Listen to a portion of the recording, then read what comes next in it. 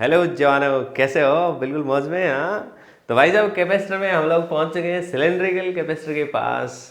Board के लिए तो काम की बात नहीं है, लेकिन नीट के लिए, जी मेंस के लिए, समझ रहे हो, जी एडवांस के लिए इसका मेथड, इसका रिजल्ट, नीट और जी मेंस के लिए तो रिजल्ट कर लो आप, ठीक है। और भाई एडवांस में तो मेथड आना ही चाहिए, क्योंकि मेथड पे ही सारी चीज़ें बेस्ड हैं। तो देखते हैं प्यारे जवानों, सिलेंड्रिकल कैपेसिटर है। सिलेंड्रिकल कैपेसिटर कैसा है? ये दिखने में एक सिलेंडर है, तो साहब दूसरा सिलेंडर एक और है, इसकी रेडियस मान लो R1 है, तो उसकी जो रेडियस है वो बड़ा सिलेंडर है, ठीक है। तो ये साहब इस तरीके से आप ले लो, इसको बड़ा ले लेते हैं हम। अच्छा, एक चीज़ जो यहाँ पे आपको कंफ्यूजन में डाल सकती है वो मैं बता रहा हूँ क्या है। ओके, तो आप सबको मालूम है अंदर वाले की जो रेडियस है यहाँ से यहाँ इट इज़ R1, और यहाँ से यहाँ इस सिलेंडर की रेडियस है R2। भाई साहब इस सिस्टम की अपने को कैपेसिटेंस निकालनी है, इसकी लेंथ जो है वो L ले लो। लेकिन प्यारे जवानों, यहाँ पर हम एक बहुत ही प्यारी सी बात मानने वाले हैं कि ये जो लेंथ L है, जो लेंथ L है, ये बहुत बहुत ज़्यादा है in compare to the radius, ठीक है। L is very very greater than R1 and L is very very greater than R2। ये जरूरी है, ये जरूरी है। बात समझ में आ गया? जंक्शन नहीं तो क्या होगा ना, फिर फ्रिंजिंग इफेक्ट होगा, मतलब साइड्स के कारण इफेक्ट होगा। जैसे पैरेलल प्लेट्स में भी हम लोग मानते थे, याद होगा पैरेलल प्लेट का डेरिवेशन? नहीं याद भाई, बड़ी क्रिटिकल कंडीशन है फिर तो, देख लो भाई, ठीक है। तो भाई देखो, ध्यान से समझेंगे हम लोग, बहुत आसान चीज है। वही बात फिर से कि भाई बाहर वाले सिलेंडर से मान लो चार्ज इस पे ट्रांसफर कर देते, या इससे उस पे कर देते, किसी पे भी मान लो। अंदर वाले का नाम मान लो A मान रहे हो, बाहर वाले का नाम मान लो B मान रहे हो, जो आपका मन करे वो मान सकते हो आप, ठीक है।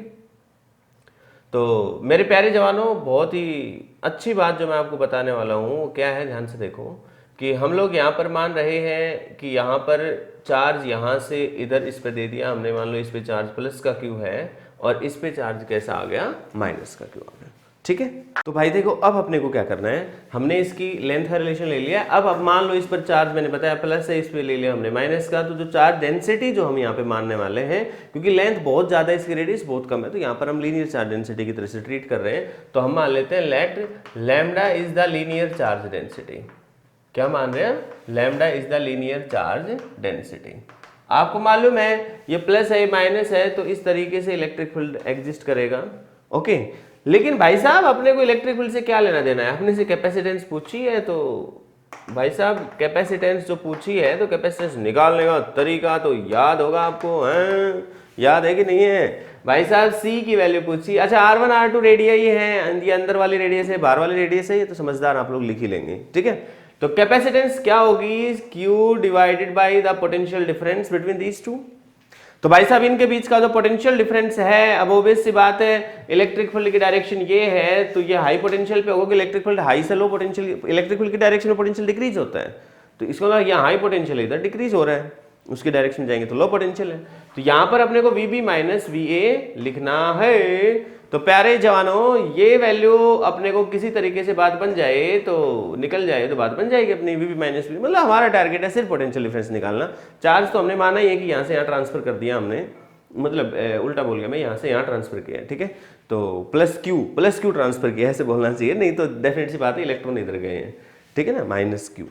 तो प्यारे जवानों, अब हम VB और VA की वैल्यू निकालेंगे। देखो पिछले क्वेश्चन में क्या था, स्फेरिकल सेल वाले में हमारे पास एक रिलेशन होता था, अंदर वाली सेल पर दोनों के कारण हम लोग पोटेंशियल निकाल लेते थे, राइट। सीट के अंदर भी हम लोग वहां पर अपन ने E इंटू डी वाला रिलेशन लगाया था।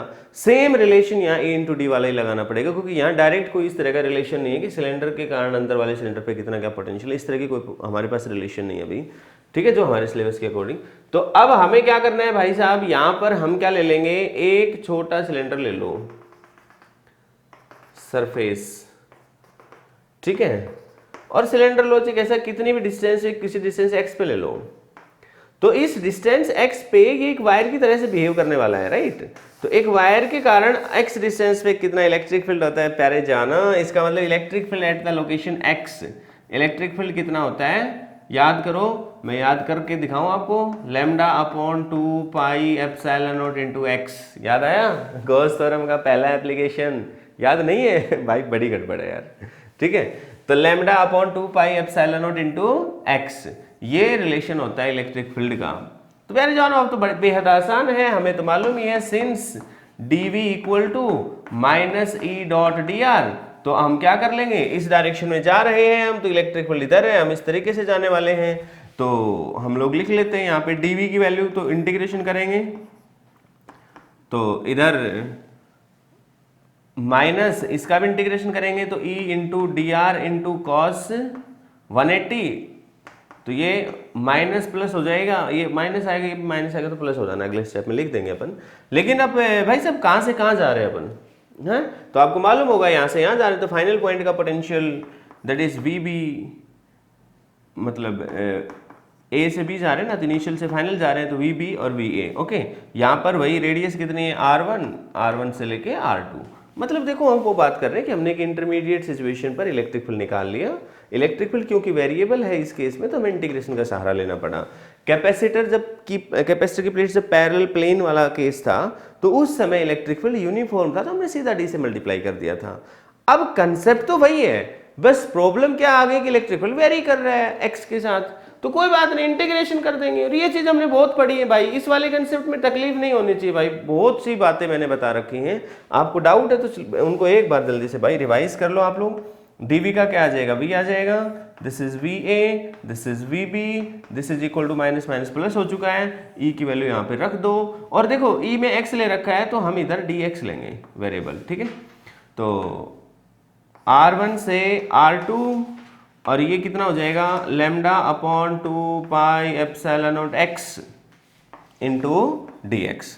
अब लैम्डा और 2 पाई एप्सिलॉन नॉट, ये तो भाई साहब कॉमन आ जाएंगे, तो ये वी बी माइनस वी आ जाएगा अपने पास, तो V B minus V A it comes out to be equal to, देखना भाई साहब ध्यान से देखना, lambda upon 2 pi epsilon nought को कॉमन ले रहा हूं मैं, lambda divided by 2 pi epsilon nought, तो ये हमारे पास बच गया है प्यारे जान, और dx by x R1 by R2। भाई साहब छोटी बात तो नहीं है, पता है कौन सी छोटी बात तो नहीं है, कौन सी बोल रहा हूँ मैं, अरे मेरे भाई इसका इंटीग्रेशन x की पावर -1 का इंटीग्रेशन। हाँ ओ हेलो भाई, x की पावर -1 मतलब 1 बाई एक्स, इसका इंटीग्रेशन क्या होता है, log x ln x, तो भाई साहब ln x इंटीग्रेशन आ जाएगा उसका, याद नहीं है तो याद रखो इसको। हाँ, तो इसका इंटीग्रेशन आने वाला है ln x and limit is from R1 to R2।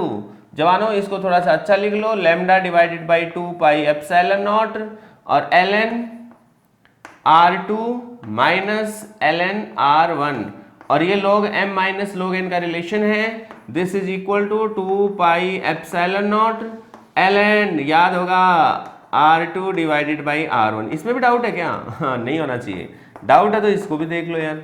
ठीक है, वैसे याद रख लो ना इसको, तभी बता भी देता हूं मैं, log m minus log n equal to log m divided by n। ठीक है, तो आई होप यहाँ तक आपको अच्छे से समझ आया। अब तो कुछ बचा है क्या? कुछ भी नहीं बचा। अब तो इक्वेशन नंबर 1 लगाओ, तो इक्वेशन नंबर 1 में सीधा वैल्यू पुट कर देते हैं, तो फ्रॉम इक्वेशन नंबर 1, तो बाय यूजिंग इक्वेशन नंबर 1 हम लोग क्या कह देंगे, C इक्वल टू, चार्ज जो है इसके अंदर कितना चार्ज होगा भाई साहब, चार्ज डेंसिटी दे रखी है lambda into length divided by V B minus V A, this is lambda divided by 2 pi epsilon not ln R2 upon R1।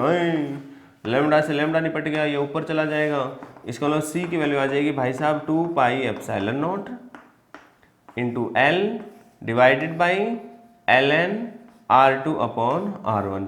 L से L काट दो अरे मरवाओगे तुम इस L को, ये ln यार लोग है, लोग नेचुरल। ठीक है, तो आप L से L मत काट देना यार, हाँ कभी कलेश कर दो इसको। आप log E की टर्म्स में, log E है ये एक्चुअल में, तो आप इसको लिखने की ऐसे लिखना चाहो, log this R2 upon R1 to the base E, तो इस तरीके से भी लिख सकते हो। और log E को किस में रिप्लेस कर सकते हो आप, log बेस 10 में, आगे ये वैल्यू रहेगी R2 डिवाइडेड बाई R1।